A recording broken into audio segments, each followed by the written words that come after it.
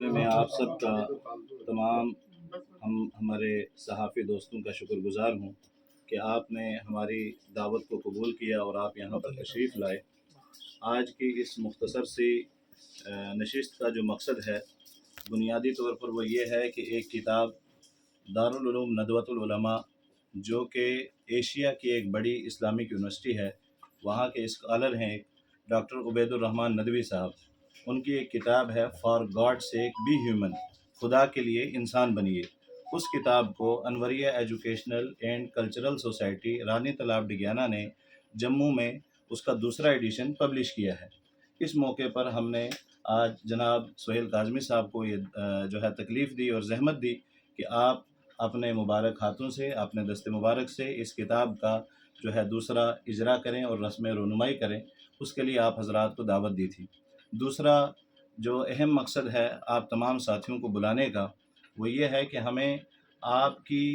شب و روز کی محنت کو دیکھتے ہوئے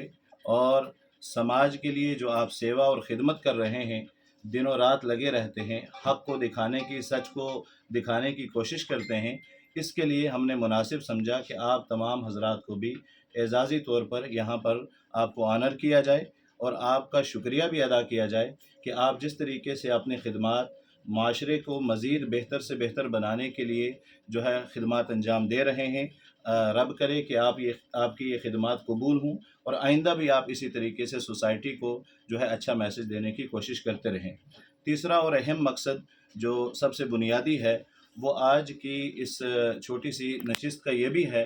کہ آل انڈیا پیام انسانیت فورم AIPIF، اس کا میں جموں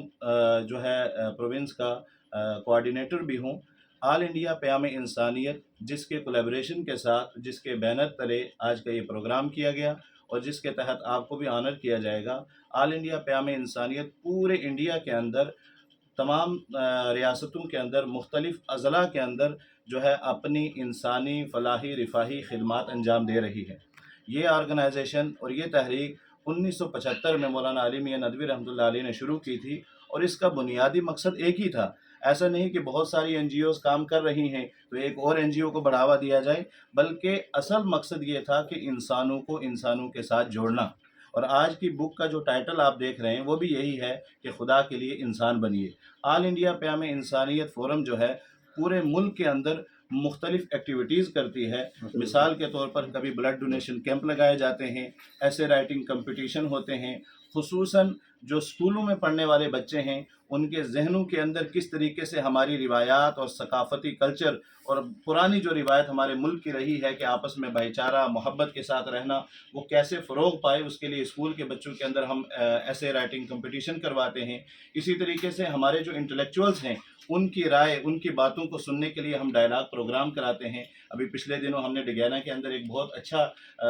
ویل پلان طریقے سے ایک ڈائلاگ میٹنگ رکھی جس میں جموں کے میئر صاحب بھی تشریف لائے، جناب سہیل کاظمی صاحب بھی تشریف لائے تھے۔ اسی طریقے سے اپنے بچوں کے اندر بزرگوں کے تئیں خدمت کا جذبہ پیدا کرنے کے لیے ہم اپنے بچوں کو اور والنٹیئر کو جو ہے اولڈ ایج ہوم میں لے کے جاتے ہیں۔ اسی طریقے سے آج ہماری جو نئی نسل ہے وہ نشے کی طرف جا رہی ہے، تو نشے سے ان کو محفوظ کرنے کے لیے اور بچانے کے لیے مختلف پیمانے پر جو ہے کوششیں کی جاتی ہیں، کیریئر کاؤنسلنگ کے پروگرامز کیے جاتے ہیں۔ گویا کہ یہ ایک ایسی تحریک ہے جو اپنے فلاحی رفاہی کاموں کے ساتھ ساتھ انسانوں کے دلوں کے اندر میل ملاپ، بھائی چارہ، بردرہڈ اور انسانی بھائی چارگی کو پیدا کرنے کے لیے اپنے دنوں رات کام کر رہی ہے اور پورے ملک کے اندر اس کی برانچز ہیں۔ ہماری آپ سے ایک آخری یہ ریکویسٹ رہے گی کہ خاص کر جموں یونٹ کے اندر بھی اس کی مختلف ایکٹیویٹیز ہو رہی ہیں، آپ یہ جو